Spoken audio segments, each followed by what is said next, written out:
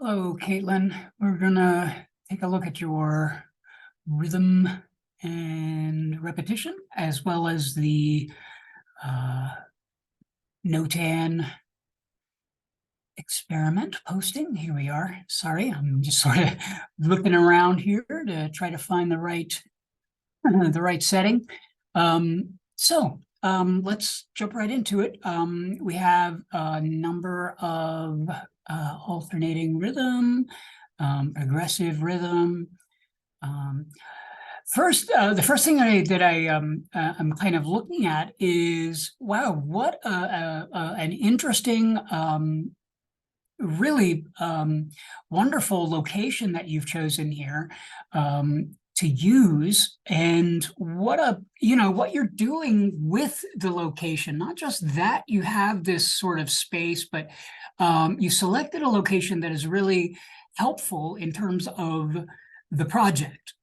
You're finding a place where there's going to be a lot of the types of rhythms that we're talking about.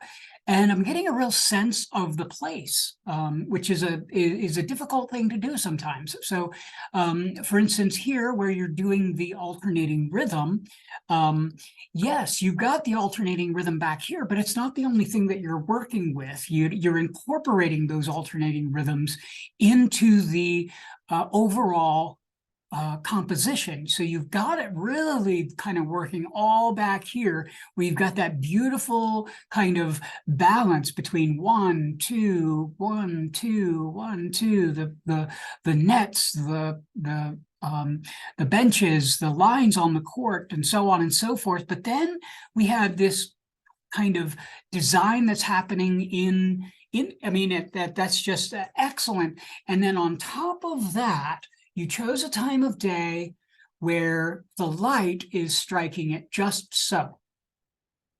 Hopefully you chose this time of day, or hopefully you recognize the time of day as being ideal for the situation. Even here, where you've got a really interesting shadow happening, meaning it's highlighting the vibrant colors that you're working with. You've got the alternating rhythm happening in the front, but then you're completing the composition toward the back. A lot of what we're looking at in some of the other projects is one note, where it's isolating the repetition, or it's isolating the rhythm, but that's all it's doing. Here, what you seem to be doing is a much more advanced application, which I'm very encouraged by, and that is you're using it rather than just showing it. You're using the idea of this repetition, and then allowing the rest of the image to sort of play itself out, but not just randomly. You're using the rest of the space very well. So this is signs of a very sort of sophisticated look, meaning you're able to see things in ways that are very connected to the photographic aesthetic. And so I don't know where photography is on your level of importance when it comes to the medium that you're really drawn to, but this kind of stuff is evidence that, oh, wow, maybe we should be looking at this, if it's not already one of those very important medium for you to be using, looking at that as a medium, because you're using the medium in a very, very sophisticated way. This is all very excellent. That's not to say that we don't have room and ways in which we can be improving these things. Things like using the shallow depth of field that you're experimenting here, and how you might be able to improve on that. How you might be able to improve on using quality of light to help you to move a viewer through a space, and not just to one particular moment, but into multiple moments within your shot. How to manipulate the camera controls, so on and so forth. But that all comes with some increased experience. Even this kind of stuff, how much of it do we want to emphasize? How little do we want to emphasize? All of that comes down to the most important thing, and that is content. What do you mean to communicate, which is what is important to you. So here, what you're communicating to me is a sense of place, a sense of what this place is about. You're using the undulating rhythm, you're using the alternating rhythm in such a beautiful way. Some of this stuff is less organized. I mean, we've got some of this stuff where the shallow depth of field would have been good to control. We've got a little bit of an over wide angle here. That's equipment. That has nothing to do with you. You know, we have this bubbling effect that can happen when you go too wide. We don't want to get into that. This tends to be a little bit more pictorial of a thing rather than about a thing. But beyond that, you're using stuff like this in such an interesting way that I can't help but want to sit down and kind of talk to you about what photography might be able to do for you moving forward, because these kinds of things I like to try to identify pretty early with people that can see this way, and really get you into studying this more so you can apply it to whatever medium is there. Now, I'm not exactly sure what happens to some photographs like this. I still haven't been able to run it down as to why they wind up so small. But let's take a look at these shadow images and see what's going on with those. There are some cases where I think you're hitting it on all cylinders once again, or other areas like this where it seems a little less, feels less confident, I guess. Here, this is very subtle, but the rest of the composition is sort of falling down. There's not a whole lot going on outside of the beautiful sort of thing that's happening here on the wall. This is all that we're interested in, is right here, or all that's interesting is right here. The rest of it is sort of not participating in the image. And that's fine. Not all of the images can be something like this. Even this. So let's talk about this for a moment.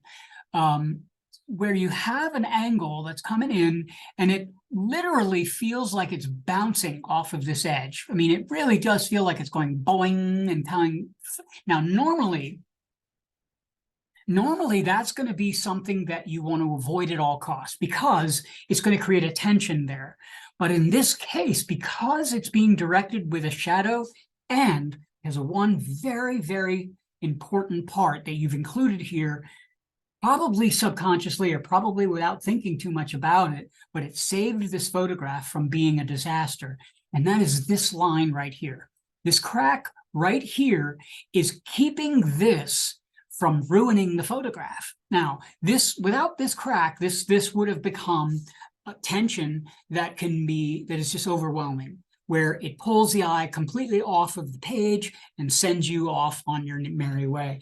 But what this line does is it redirects your eye back this way, because you shoot this way, and as soon as you get over to here, there's a point of high contrast and detail over here that draws your eye back in this way. Once you're here, you're giving us this detail here, which shoots us back into the direction. So although this still isn't the best strategy to try to do, I would try to avoid this.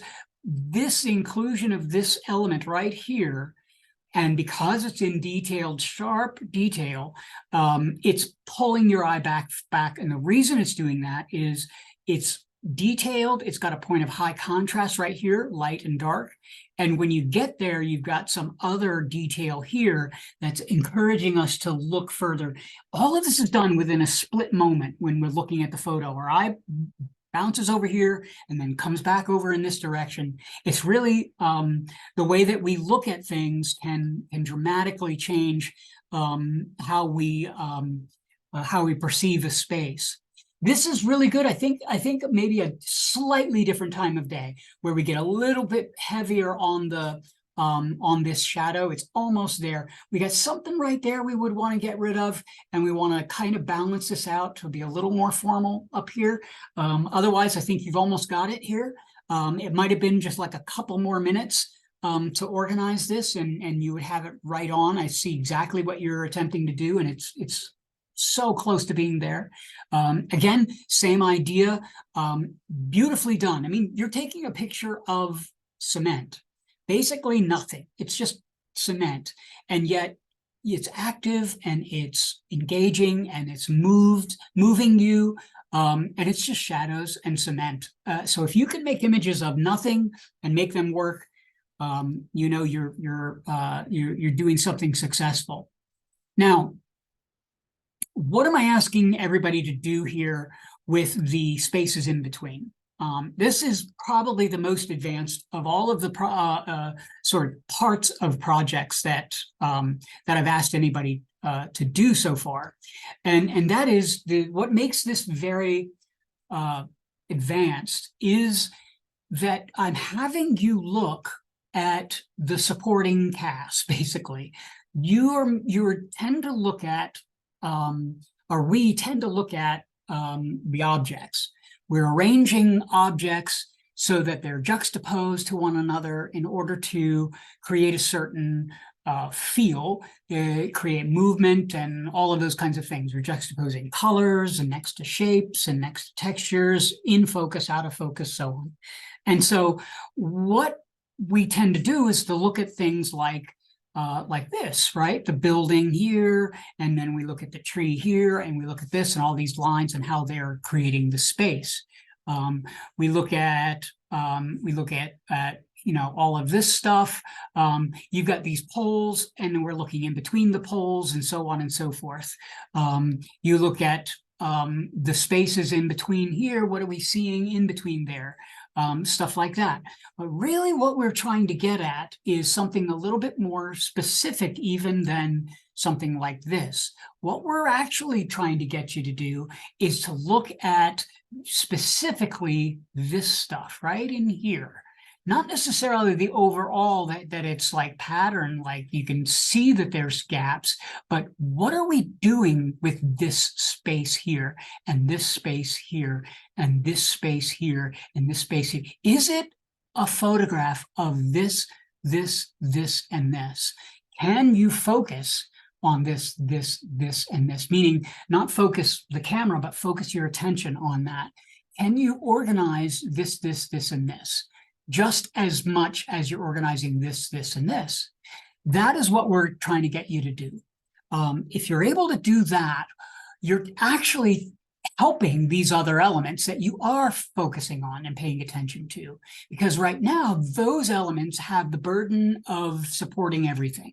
They have the job of making the photograph work or not work. These other elements are sort of in the background, and if you're not paying attention to them, they're not going to contribute as much as they can as if you were paying attention to them. So what we're doing is flipping it completely and saying just pay attention to those spaces only and make the photograph about those. And so that's where we're getting at. And so while these are great in terms of just the image wise, the question is, can you make a photograph that is about this and this and this and not these twigs, right? This, and this is the photograph, is what you're taking a picture of. That's what we want to try to get you to do. None of these experiments are meant to get you to be like masters or to finish with the concepts. They're meant to introduce them to you. They're meant to get you thinking about them and to say, oh, this is a tool that we can use. This is a concept. This is a framework. And now I need to start to continue to study them and start to incorporate these things into my toolbox of language, so that when I need to communicate a particular thing, I can draw upon them to make things clear, basically. So this is a really advanced way to do that, is to think in terms of this notan, which is an equal attention to both the objects and what is not the objects. And it's a challenge. And I want you got everybody I give this advice to, and I'll probably, as you see moving forward, mention it a lot. You hear it in the overview video that I give. So over and over, we're going to be thinking about this dichotomy of attention, where you're looking at that negative space and you're looking at the positive space. So I really am sincere about wanting to get together and talk to you about your photography and identifying where it is in your plans, to see what your intentions are with it, because I think we have some work that we can do, and that it could fit very well into how things move forward for you in your future plans. So let's get together and we'll talk in the studio. All right, talk to you later. Bye-bye now.